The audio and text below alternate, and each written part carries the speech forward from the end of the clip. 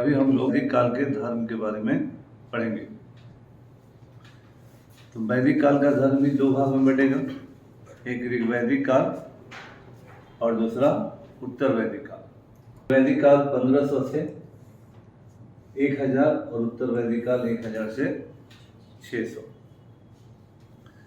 ये सब ईस्वी पूर्व ही है ना। धर्म जो है इसके बारे में अलग अलग परिभाषाएं हैं, अलग अलग बातें लोगों के द्वारा कही जाती हैं, लेकिन जो सोशियोलॉजी में एक सिंपल चीज़ होता है कि belief in supernatural powers या system of belief in supernatural powers, पराशक्तियों में विश्वास की व्यवस्था ही धर्म है। जनरली धर्म का एटिमोलॉजिकल सब कुछ अलग अलग होता है, लेकिन हम लोगों को उस पर ज़्यादा नहीं देखना है। हम लोगों को वैदिक कालीन धर्म के बारे में मोर और लेस एनालाइज करना है। ऋग्वैदिक काल के धर्म के बारे में जानकारी का पुनः मूल आधार ऋग्वेद है ना। तो ऋग्वेद में जिन चीज़ों की बात कही गई है हम लोग पहले से पढ़ रहे हैं कि ऋग्वेद के दूसरे से 7वें मंडल में जितनी बातें हैं वो मूलतः 1500 से 1000 ईस्वी पूर्व के बीच की बातें हैं, और उसके बाद फिर एडिशंस हैं। फिर सामवेद, यजुर्वेद, अथर्ववेद, ब्राह्मण ग्रंथ लिखे गए, आरण्यक ग्रंथ लिखे गए और उपनिषद लिखे गए। तो धर्म और दर्शन के विकास का ये अलग अलग दौर है, और उपनिषद वैदिककालीन आर्यों के बीच दार्शनिक विकास का पहला सीढ़ी है या पहला स्टेप है।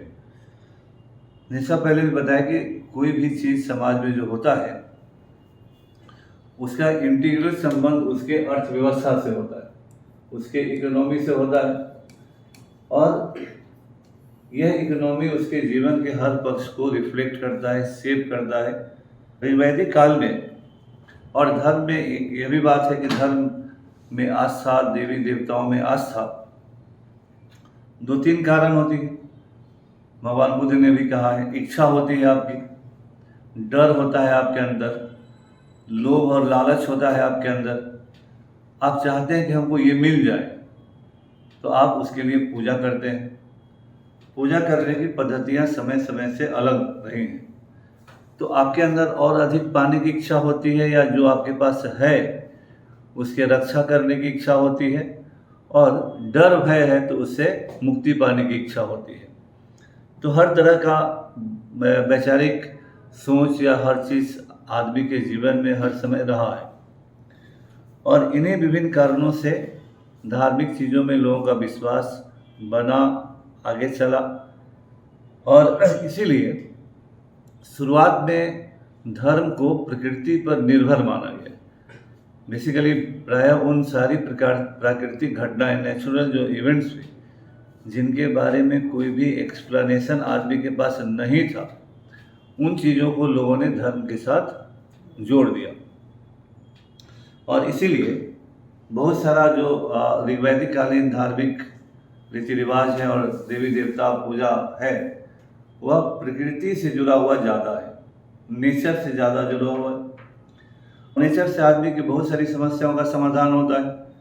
आप प्रकृति से सूरज का प्रकाश दिन और रात आपको होता है, पृथ्वी से ही आपको हर चीज़ मिलता है, फल फूल मिले, अनाज का उत्पादन हो, पानी हो, या जो भी आपकी महत्तम आवश्यकताएं हैं, या यूँ कहें कि लगभग सभी आवश्यकताएं प्रकृति से प्रदत्त विभिन्न चीज़ों के आज के ज़माने में डाइवर्सिफाइड यूज से होता है, लेकिन सभी प्रकृति से मिलती है। तो इसीलिए पहले भी प्रकृति को, धरती को माता कहा गया, क्योंकि आपके जीवन का आधार धरती है। इसीलिए जिन घटनाओं को हम नहीं जान पाए, नहीं समझ पाए, एक्सप्लेन नहीं कर पाए, उस सबको देवी देवता बना दिया गया।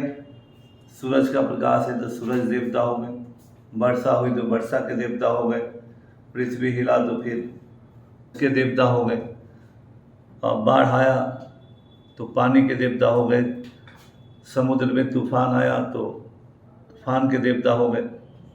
तो जिन चीज़ों का एक्सप्लेनेशन आपके पास नहीं था, you named everything and you connected everything to the gods and deify everything in that sense.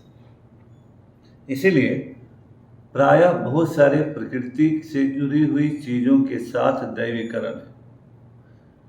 जंगल का हो, फल फूल का हो, नदी का हो, समुद्र का हो, पहाड़ का हो, मतलब सारे प्राकृतिक चीज़ों के साथ हम लोगों ने दैवीकरण किया है। तो जो भी वैदिक संहिताएं हैं, उन सभी वैदिक संहिताओं में देवी देवताओं के बारे में जिक्र है और बहुत जो घटनाएं जिससे जुड़ी हुई हैं उन देवताओं के साथ उसको अटैच किया गया। ऋग्वैदिक काल में ऋग्वेद जो है, शुरू में हम लोग पढ़े कि इसको बुक ऑफ प्रेयर कहा जाता है, प्रार्थना की पुस्तक। तो पूरा का पूरा ऋग्वेद प्रार्थना है, इसीलिए ऋग्वेद को कहा गया प्रार्थना की पुस्तक, बुक ऑफ प्रेयर। प्रार्थना हम कब करते हैं? प्रार्थना करने का उद्देश्य होता है जब हम भगवान से कुछ चाहते हैं और प्रार्थना करते हैं कि हे भगवान हमको ये चाहिए। समस्या में रहते हैं तो भगवान से प्रार्थना करते हैं, दुख में रहते हैं तो भगवान से प्रार्थना करते हैं, और भगवान के प्रति ऑब्लिगेशन देने के लिए बहुत कम प्रार्थना करते हैं। जब भी आप नीड्स में होते हैं, दुखी होते हैं, परेशान होते हैं, भगवान को याद करते हैं। कहीं जा रहे हैं, अंधेरा है, भूत का याद आ गया तो जय हनुमान जी करने लगे। अभी दुर्गा जी का पूजा कीजिएगा, पढ़ने के लिए सरस्वती जी का पूजा कीजिएगा, पैसा कमाने के लिए लक्ष्मी जी का पूजा कीजिएगा। तो जहाँ आपको जिन देवी देवताओं की जरूरत होती है उनकी प्रार्थना करने लगते हैं। तो जब अक्यूट प्रॉब्लम होता है तो प्रार्थना बढ़ जाती है। तो इसीलिए ऋग्वेद पूरा का पूरा प्रार्थना की पुस्तक है। ऋग्वेद की एक और क्या विशेषता है कि इसमें जितने देवी देवता हैं सभी सांसारिक हैं। इसीलिए ऋग्वैदिक काल के धर्म को मंडेन कहा गया है, सांसारिक धर्म कहा गया है। ऋग्वेद में स्वर्ग की बात, नरक की बात, आत्मा की बात, पुनर्जन्म की बात नहीं है, क्योंकि ऋग्वैदिक काल का जो समय है 1500 से 1000, इस पीरियड में आर्य अपने सर्वाइवल के लिए, एग्जिस्टेंस के लिए लड़ाई लड़ रहे हैं। If they are migrants, they are fighting to settle with the non Aryans in Punjab और अराउंड द 7 रिवर्स, द सप्त संगम, है ना। तो पंजाब, आज का पंजाब है, हरियाणा है, दिल्ली है, इन एंड अराउंड ऋग्वैदिक काल में आर्य अपने को सेटल डाउन करने के लिए लड़ रहे हैं। तो उनका अभी मेन कंसर्न क्या है कि मतलब सेटल कर जाना, अपने अस्तित्व को बचा लेना। तो जब आप अस्तित्व बचा ले जाते हैं, जब आपकी सिक्योरिटी ओवर हो जाती है, तब और चीज़ की सोचते हैं। जब तक सर्वाइवल एट स्टेक होता है आपको और कुछ समझ में नहीं आएगा। लेकिन जैसे ही खा पी के सोइएगा, आराम कीजिएगा, if you are secured in every terms, economically, socially, politically, खाने के बाद जब नींद आएगी, सोए रहिएगा, कोई घटना हो गई, कोई मर गया।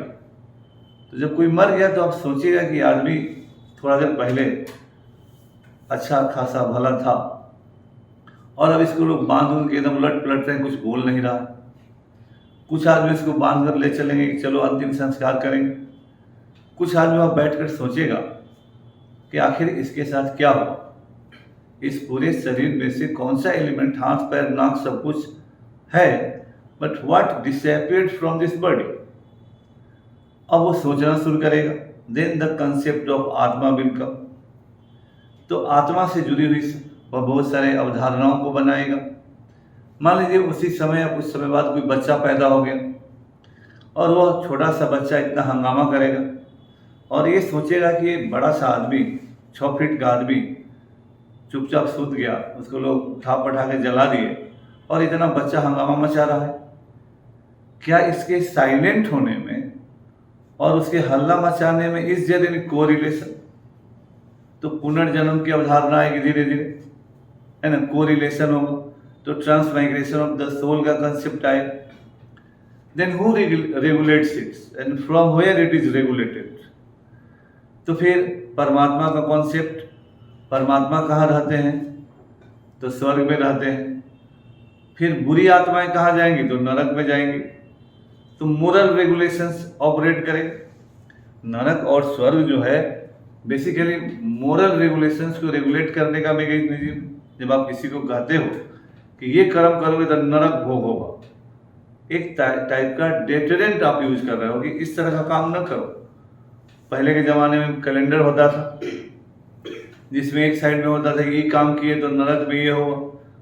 कोई जमराज का दूध किसी को काट रहा है आरी से, जमराज का दूध किसी को पकौड़ी की तरह तल रहा है, तो आप आइडिया लगाइए संसार में कि अगर आपका हाथ तेल से जल जाए तो कैसा होगा। वहाँ पकौड़े की तरह तलाइए, अगर ये काम कीजिएगा तो गर्दन आपका काटेगा आरी से, थोड़ा सा कट जाता है तो तुरंत आप हंगामा मचाते हैं। तो these concept will come in the later Vedic period. Later Vedic period में एग्रीकल्चर हो गया।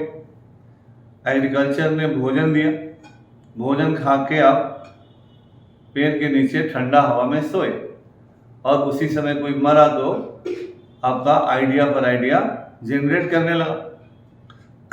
लेकिन ऋग वैदिक काल में you are fighting a war for existence, you are moving out in Punjab area.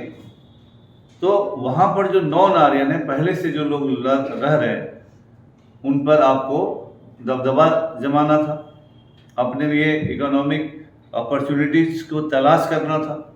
तो स्वाभाविक है कि ऋग वैदिक काल में आपके लिए सर्वाइवल इम्पोर्टेंट है, एक्सपेंशन इम्पोर्टेंट है, युद्ध इम्पोर्टेंट है, लोगों को हराना इम्पोर्टेंट है, आपके लिए जीतना इम्पोर्टेंट है।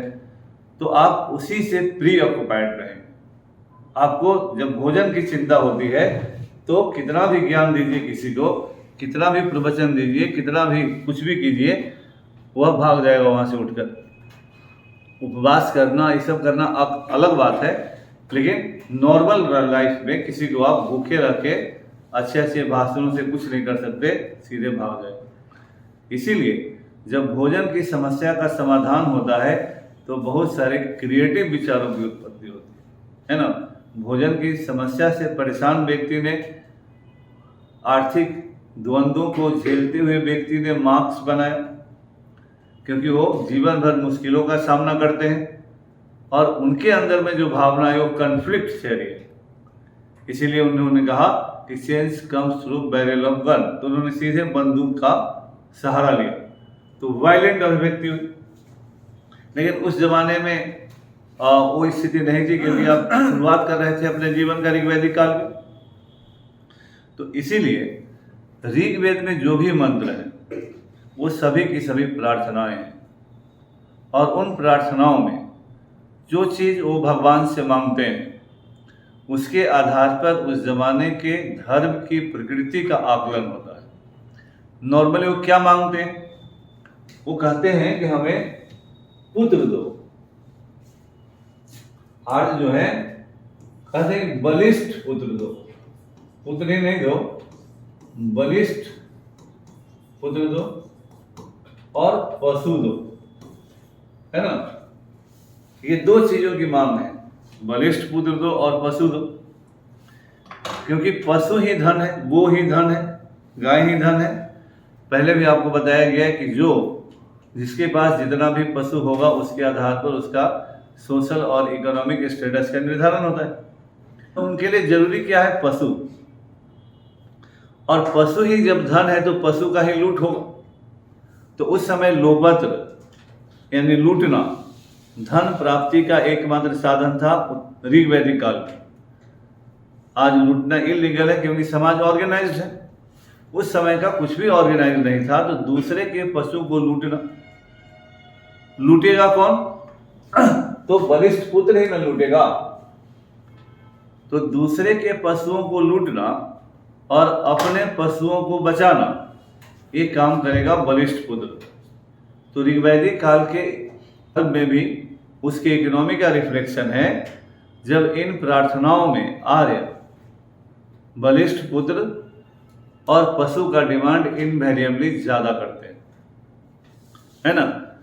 पशु और पुत्र दोनों जिंदा रहने में ही काम आएंगे, मृत्यु के बाद इनका कोई योगदान नहीं है। तो जिन चीज़ों की मांग हो रही है, जहाँ पर धर्म फोकस्ड है, ये संसार में जिंदा रहते ही काम आएगा। इसीलिए ऋग्वैदिक काल के धर्म को सांसारिक धर्म कहा गया, मंडेन रिलीजन कहा गया। They are basically concern with this world, not life beyond this world. तो ऋग्वैदिक काल का भले कुछ सूक्त और ऋचाएं जो बाद में ऐड हुई है, उसमें बाहर की दुनिया के बारे में इनडायरेक्ट रेफरेंस है, लेकिन जो 2 से 7वां मंडल है वो बेसिकली इसी संसार की चीज़ों से संबंधित है, जिसे आप देख सकते हैं, महसूस कर सकते हैं, वो इमेजिनेटिव नहीं है। इसीलिए ऋग्वैदिक काल के धर्म को मंडेन या सांसारिक धर्म कहा जाता है। ऋग्वैदिक काल का जो धर्म है वो मूलतः यज्ञों पर आधारित है।